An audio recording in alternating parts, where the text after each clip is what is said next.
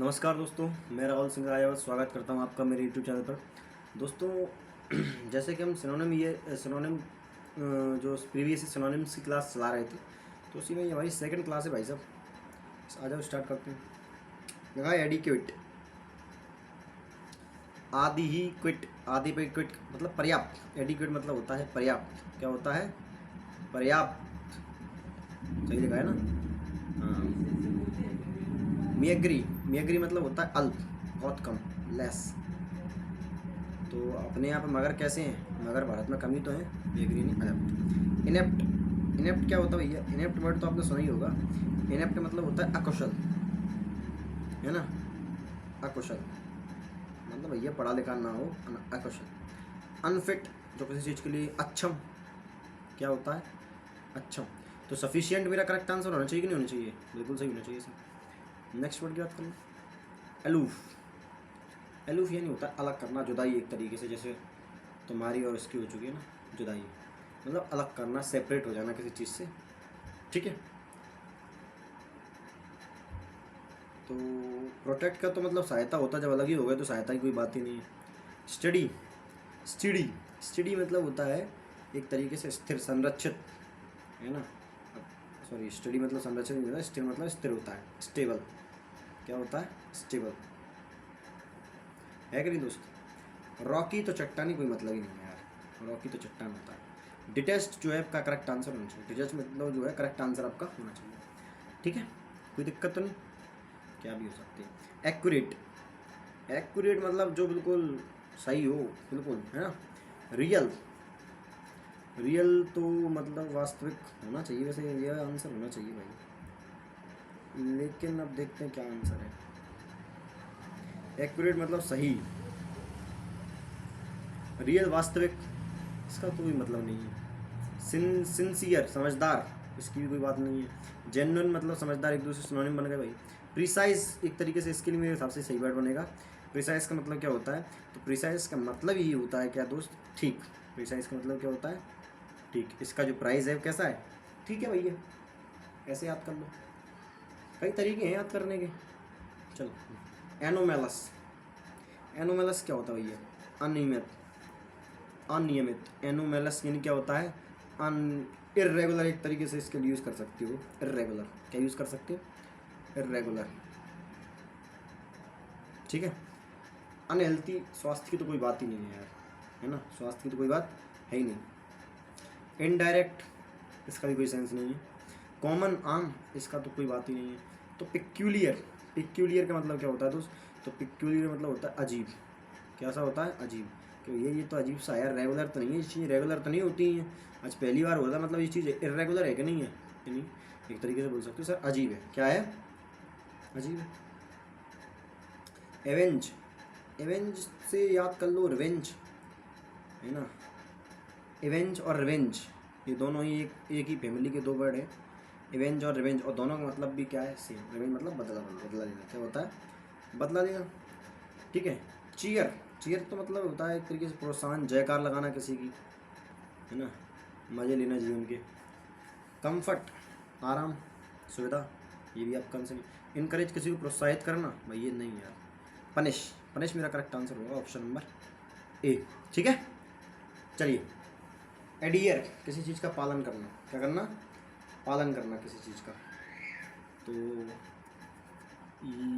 Ignore नहीं यार, ignore मतलब होता है एक तरीके से किसी को इग्नोर करना। डिटैच, डिटैच अलग करना, ये भी आपका आंसर।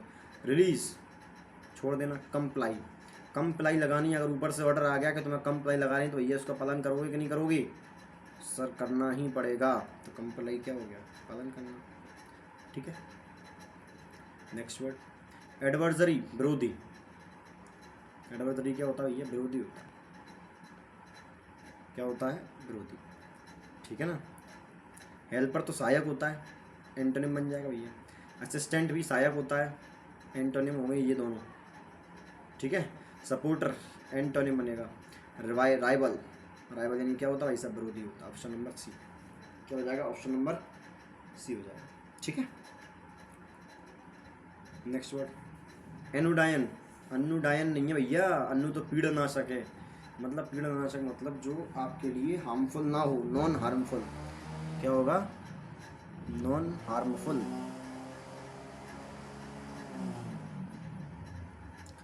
ठीक है, इसके लिए अब एक करके सबसे बार के बाद हार्मफुल, नुकसान पहुंचाने वाला होगा, ये तो आपका आंसर नहीं होना चाहिए भाई, है ना।